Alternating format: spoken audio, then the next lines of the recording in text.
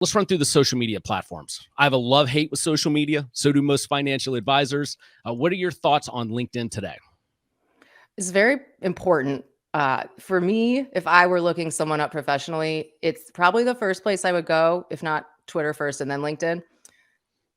And, people complain that LinkedIn has gotten so spammy and salesy and noisy and cluttered, and people are like putting their birthday on their LinkedIn. I mean, that's not really what it's for, right? That's my opinion. But I get a lot of value out of it. And it's a little of a different vibe than Twitter.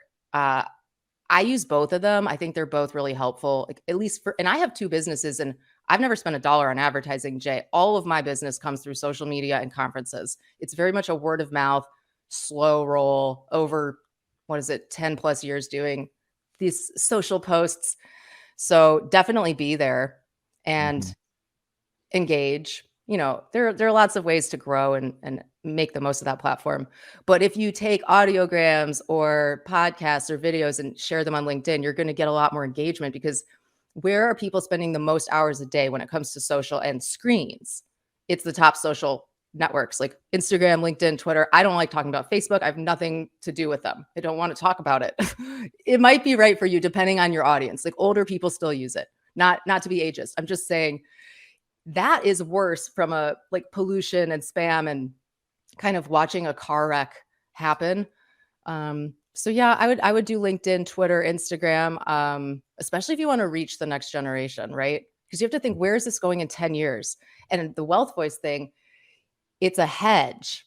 Think of it that way, because you see technology evolves. Remember when smartphones came out, and what is this? It's a computer in my back pocket. I'm not going to use this. I can't even see. It's too small. Everything's happening there now. So the devices evolve. Like I said, you have to follow where the devices are headed, or the OS, which is now becoming more voice driven.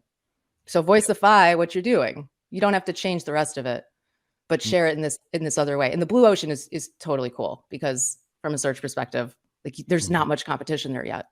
Okay. What are your thoughts on TikTok as a platform for financial advisors?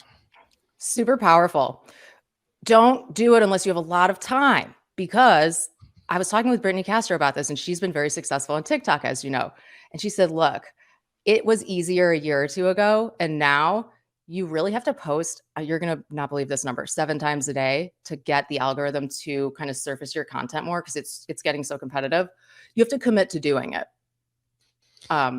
It's not for everybody, and you have to be quick. Like, you have to speak quickly and practice and get it. Do you know how long people spend making those TikTok videos? You'd be shocked. It's hours a day getting it just right. And the thing with the camera, it's a lot of work. It would be easier to tweet.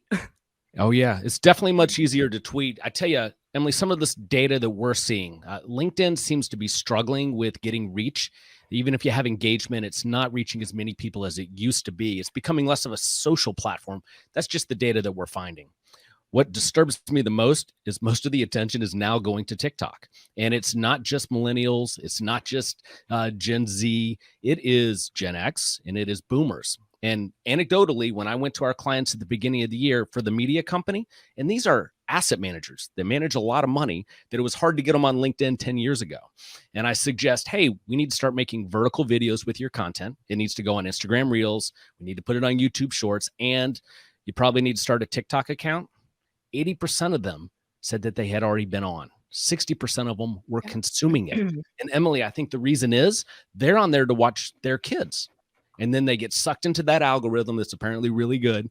And so I think if you're a financial advisor and you have the temperament for it, the ability to post 7 times a day or whatever it takes, it's a blue ocean, because there's a lot of really bad financial advice out there. And if you can deliver good advice, much like on these Amazon devices, you can go and grab some market share.